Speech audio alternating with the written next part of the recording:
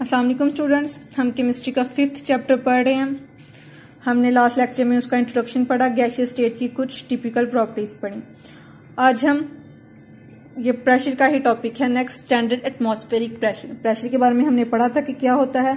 Pressure क्या होता है? फोर्स होती है जो यूनिट सरफेस एरिया पे एक्ट करती है। मतलब कि सरफेस के लिए एरिया का होना बहुत जरूरी है।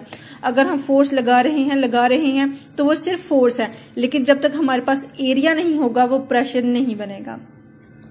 आज का हमारा टॉपिक है स्टैंडर्ड एटमॉस्फेरिक प्रेशर। ये क्या होता है, पहले हम इसकी रीडिंग कर लेते हैं। It is the pressure exerted by the atmosphere at sea level. It is defined as, ये इसकी डेफिनेशन है जो इटैलिक्स में लिखी हुई है। It is defined as the pressure exerted by mercury column of 760 millimetre height at sea level. तो ये होगी उसकी डेफिनेशन जो इटैलिक्स में लिखी हुई है, ठीक है। It is sufficient pressure to support a column of mercury 760 millimetre in height at sea level. और ये सारी वैल्यूज हैं, ये सारी वैल्यूज बच्चे आपने याद कर लेनी है, ठीक है। स्टैंडर्ड एटमॉस्फेरिक प्रेशर ये इंपॉर्टेंट टॉपिक है। अब हम समझते हैं स्टैंडर्ड एटमॉस्फेरिक प्रेशर होता क्या है। पिछले टॉपिक में हमने पढ़ा कि जो गैस के मॉलिक्यूल्स हैं वो जो बैलून के अंदर है फॉर एग्जांपल या टायर के अंदर हैं, तो जब उनको प्रेशर मिलता है तो वो उनकी जो मूवमेंट होती है वो तेज हो जाती है। जब उनकी मूवमेंट तेज हो जाती है तो वो जो आगे पीछे उसके जो कंटेनर होता है फॉर एग्जांपल जिसमें हमने रखा हुआ उसके ऊपर प्रेशर एग्जिस्ट करती है।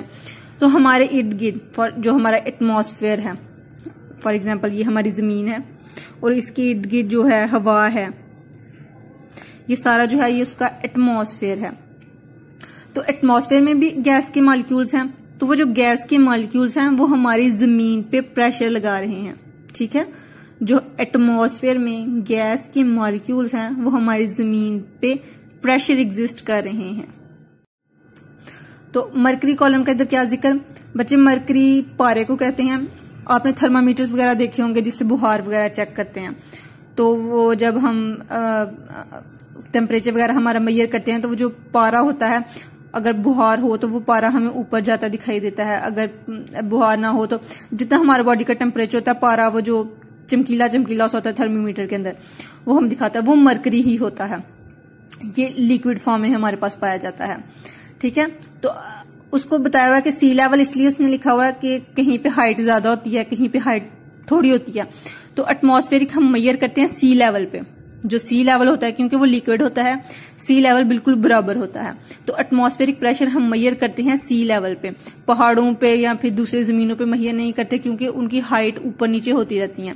हम सी लेवल पे उसको मेजर करते हैं क्योंकि वो बिल्कुल हमवार होता है। तो जब जो एटमॉस्फेरिक प्रेशर है, जो गैस की मॉलिक्यूल्स हैं वो जब मरकरी के ऊपर अपना प्रेशर एग्जिस्ट करते हैं, जो एटमॉस्फेयर में गैस के मॉलिक्यूल्स हैं जब वो हमारी जमीन पे प्रेशर एग्जिस्ट करते हैं तो हमारा जो मरकरी है उसका टेम्परेचर कितना चला जाता है, 760 मिलीमीटर हाइट पे एट सी लेवल। जब हमने उसको सी लेवल पे रखा हुआ है, मरकरी का टेम्परेचर कितना चला जाता है, 760 मिलीमीटर पे। तो ये होता है स्टैंडर्ड एटमॉस्फेरिक प्रेशर। तो जब हमारे पास गर्मी होती है या सर्दियां वगैरह होती हैं तो फिर जो एटमॉस्फेरिक प्रेशर है वो ऊपर नीचे होता रहता है, लेकिन जो स्टैंडर्ड होता है, जो नॉर्मल है बिल्कुल, वो क्या है, 760 मिलीमीटर, ठीक है। नेक्स्ट आ जाती है कि एक जो एटमॉस्फेरिक प्रेशर है वो 760 millimetre of mercury, H G जो है ये मरकरी का सिंबल है। जो एक एटमॉस्फेरिक प्रेशर है वो 760 मिलीमीटर ऑफ मरकरी के इक्वल है, और वो किसके इक्वल है, वो 760 टॉर के इक्वल है। मतलब कि जो 1 मिलीमीटर ऑफ मरकरी है वो 1 टॉर के इक्वल है। 760 मिलीमीटर ऑफ मरकरी 760 टॉर, तो ये दोनों 1 है, ठीक है। नेक्स्ट हमारे पास आ जाता है 101। अब पास्कल की हम बात कर रहे हैं, पास्कल किसके इक्वल है। ये जो हमने पढ़ा है कि प्रेशर की जो यूनिट है वो पास्कल है। तो पास्कल कितने न्यूटन मीटर पर सेकंड के इक्वल है। nm-2 ये वैल्यू लिखी हुई है, कितने पास्कल हों तो वो इसके इक्वल होते हैं। इक्वल हमने लिखा हुआ ना, किसके इतने इक्वल होते हैं, तो इन दोनों की वैल्यू बिल्कुल सेम होगी क्योंकि इधर लिखा हुआ कि 1 इज इक्वल टू 1, तो जितनी वैल्यू इसकी होगी उतनी ही इसकी होगी। 101,325 nm-2 is equal to 101,325 pascal, तो ये दोनों बिल्कुल इक्वल होंगे। तो ये सारी वैल्यूज आपने याद कर लेनी है क्योंकि ये आगे न्यूमेरिकल में भी यूज हो रही हैं। अभी जब 9th क्लास हमने प्री 9 में, तो आपने फर्स्ट चैप्टर के न्यूमेरिकल नहीं थे करवाए, मैंने 9th बी को नहीं थे करवाए, तो आई डोंट नो कि 9th ए ने किए हुए हैं कि नहीं किए हुए, या 9th सी ने, लेकिन मैं आपको दोबारा करवा दूंगी। ये चैप्टर कंप्लीट होगा, फिर मैं आपको उसके न्यूमेरिकल भी करवा दूंगी, पहले हम इसके न्यूमेरिकल करेंगे, ठीक है। तो नेक्स्ट आ जाता है कंप्रेसिबिलिटी। कंप्रेसिबिलिटी कहते हैं किस चीज को कंप्रेस करने को, किस चीज को दबाने को। तो क्या कह रहे हैं, gases are highly compressible due to empty spaces between their molecules. Gases के जो मॉलिक्यूल्स होते हैं वो दूर दूर होते हैं, जिसकी वजह से हम उसको कंप्रेस कर सकते हैं। जो हमारे घरों में गैस आती है ना, नेचुरल गैस, उसको हम कंप्रेस करते हैं, दबाते हैं, उसको लिक्विड बना लेते हैं, और फिर वो हमारे पास सीएनजी आ जाती है। CNG means condense natural gas. जो गैस होती है नेचुरल गैस, उसको हमने कंडेंस किया होता है, कंप्रेस किया होता है, और फिर वो हमारे पास सीएनजी आ जाती है। When gases are compressed, the molecule come closer to one another and occupy less volume as compared to volume in the uncompressed form। उसने कहा हुआ कि जब मॉलिक्यूल्स होते हैं, जब दूर दूर होते हैं, तो वो ज्यादा जगह घेरते हैं, लेकिन जब हम उसको कंप्रेस कर देते हैं, दबाव डालते हैं उसके ऊपर, तो उसका वॉल्यूम जो है कम हो जाता है, क्योंकि वो लिक्विड बनना शुरू हो जाता है, तो उसका वॉल्यूम कम हो जाता है और वो कम जगह घेरते हैं। नेक्स्ट आ जाता है मोबिलिटी। मोबिलिटी मीन्स मोबाइल, मतलब कि एक जगह से दूसरी जगह मूव करने की एबिलिटी को, जिस तरह मोबाइल इलेक्ट्रॉन्स हमने पढ़े, तो मोबिलिटी कहते हैं एक जगह से दूसरी जगह मूव करने की पावर को। Gas molecules are always in state of continuous motion. They can move from one place to another because gas molecules process very high kinetic energy. उसने कहा कि मॉलिक्यूल, जो गैस के मॉलिक्यूल्स हैं, वो हमेशा ही हरकत में होते हैं, कंटिन्यूस मोशन में होते हैं, क्योंकि उनके अंदर काइनेटिक एनर्जी होती है जो उनको एक जगह रुकने नहीं देती, उसको हमेशा कंटिन्यूस हिलने पे मजबूर करती है। They move through empty spaces they are available for molecules to move. उनके अंदर, गैस के मॉलिक्यूल्स के अंदर एम्प्टी स्पेसेस होती हैं, और उन्हीं एम्प्टी स्पेसेस में वो मूव करती रहती हैं। This mobility is random motion results in mixing up of gas molecules is produce homogeneous mixture।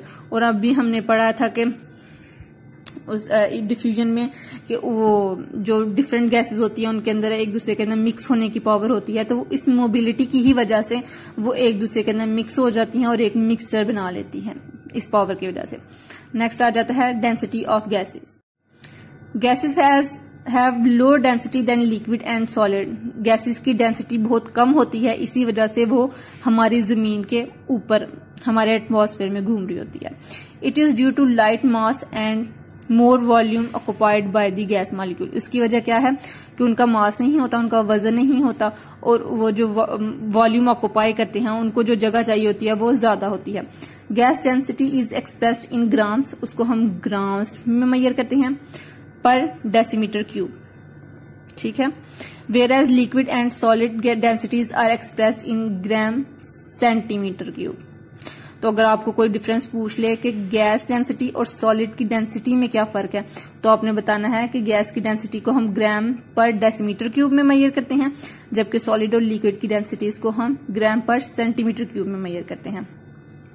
That is liquids and solids are 1000 times denser than gases. के जो सॉलिड्स और लिक्विड हैं वो गैस से 1000 गुना ज्यादा डेंसर हैं, उनकी डेंसिटी ज्यादा है। The density of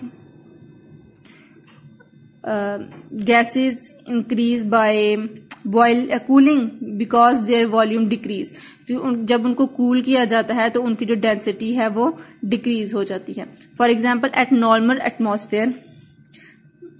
atmospheric pressure the density of oxygen is this, कि अगर 20 डिग्री सेल्सियस है, टेम्परेचर उसका हाई है as compare to 0 degree Celsius, 20 degree Celsius high है, तो उसकी डेंसिटी कितनी है 1.4 gram decimetre cube minus cube.